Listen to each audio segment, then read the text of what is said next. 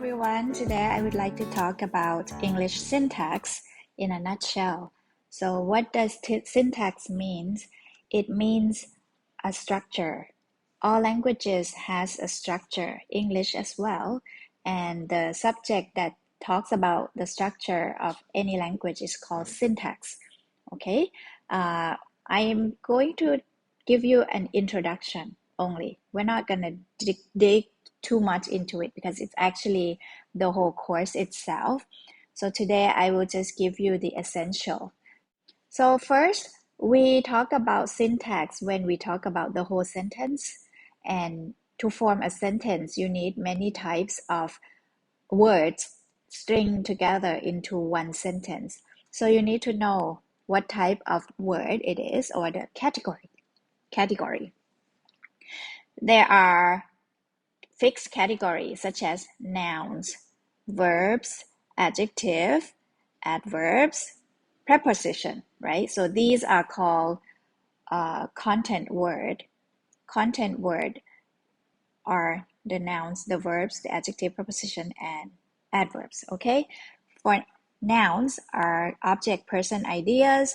Verbs are action or state such as get out. So you mean that someone needs to get out of the room. For the adjective is the description of a noun. And adjective phrase is just many adjectives stick together, or it could be modified by an adverb. The preposition is usually the word that show the position of a noun, such as in, out, from, with, within, between. And a preposition can also make it a phrase. So the preposition can also be followed by a noun phrase, such as from this moment. It means from now on. And an adverb, it shows manner, right? Anything that ends with ly, like quickly, slowly, never, fast, are called adverbs. And also there are three other phrases that I never teach, and I will not talk about it too much. Just letting you know that there are also TP, CP, and DP, which are from tense phrase, complementizer phrase, and determiner phrase. Tense phrase show the tense when the action take place. Complementizer phrase shows what type of sentence it is. Is it a declarative, like a normal statement, or is it an interrogative, a question, right? A question we call an interrogative.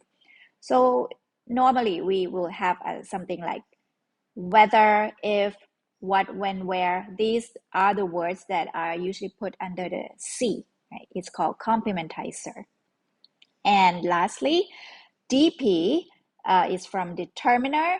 Determiner can be anything that appear in front of a noun, such as a quantity, like 1, 2, 3, some, few, many, or specificity, such as this, that, those. And, right, are the non-specific. And possession, like my, his, her, their, its. Okay? And next, we gonna make a sentence, right? Usually a sentence is composed of an NP and a VP. So you can have like any noun, such as Mary. And Mary does something, right? Slept. Mary slept. You have an N and you have a V. Perfect. You can form a sentence, right? And you can expand this sentence into a really long sentence, like Mary never slept peacefully, right?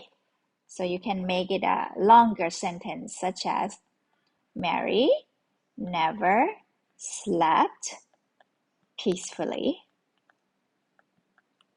by adding the adverb in front and after the verb. Okay? And therefore, because you can add things on top of the core and the head of the sentence, then we need to give a rule, right? So what can an NP be what is the maximum of NP? What can a VP or verb phrase be? And what can a PP be? Okay.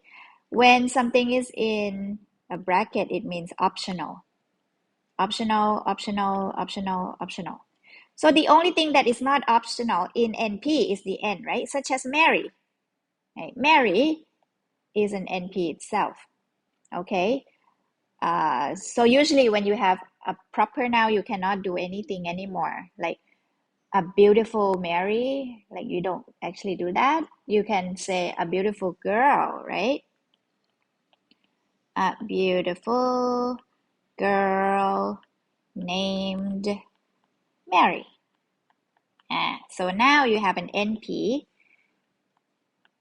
that has a determiner, an adjective, a noun, a verb. A verb, it's like infinitive verb, and another noun. Okay, so this is actually a small sentence. Someone whose name is Mary. Now, this is not a sentence yet because we don't have a verb. A verb, you see, the optional part are the NP, PP, and adverb P, right? But the most important part is the verb. Like I show you, slept can be just the VP itself. Okay? So, and you can put adverb in front or behind. So adverb can go in front too, and can go at the end. NP that follow a V, such as Mary kissed John. Now we know that John is part of kiss, because kiss, you need someone to be kissed.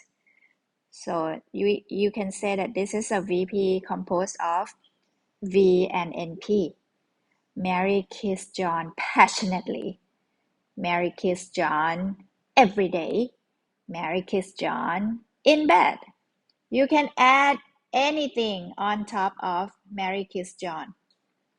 Okay? And finally, the PP is prepositional phrase, right? The P, in, on, at, from, right? Can also appear alone, like get out. Get out. Out is a P. Get is a V, right? So this is a PP as well, which composed of P alone. Or get out of here. Get out of here. So you have out and then of here at the end, which is optional. Okay. I hope it's not too confusing for you. I'm just showing you that a sentence can be infinitely long because of the optional part. You can add things on top of it, and you know that inside NP there's a PP, which means, you see that, right? PP has NP, and in NP has PP, so it can go on and on and on. Outside of the bedroom, in the bathtub, of the dinosaur, whatever. You can have your sentence infinitely. This is the cool part of being a structure. World languages, this is like human ability to produce infinite sentences. Okay, this is very specific for human only. So I will change the color. Okay, so it is our special ability. Human can produce an infinite sentence because of recursivity of the NP, right? Because you have an NP and you have a PP inside, but then the PP has the NP inside. I hope you can understand that. You can keep on, continue your sentence until the day you die, okay? And you can never run out of things to say. It's a very special thing of human language, okay? So far as I know, no other type of animals can do like human. Okay, so I will give you a structure of this sentence, okay? The fat man in his uniform enjoys ice cream in the summer every day.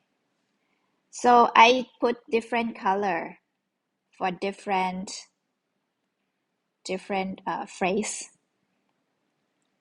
Okay, the fat man in his uniform is an NP, right? Because the main thing is man.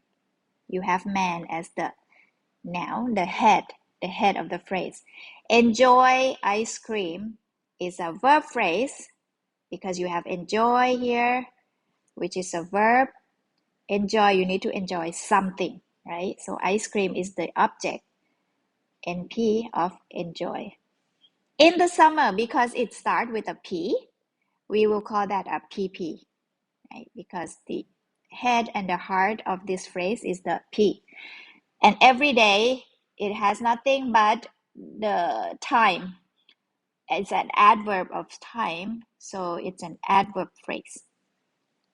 Now, here, the rule is that a sentence has NP plus VP, okay? So I will show you how to draw a structure tree of the fat man in the uniform, okay?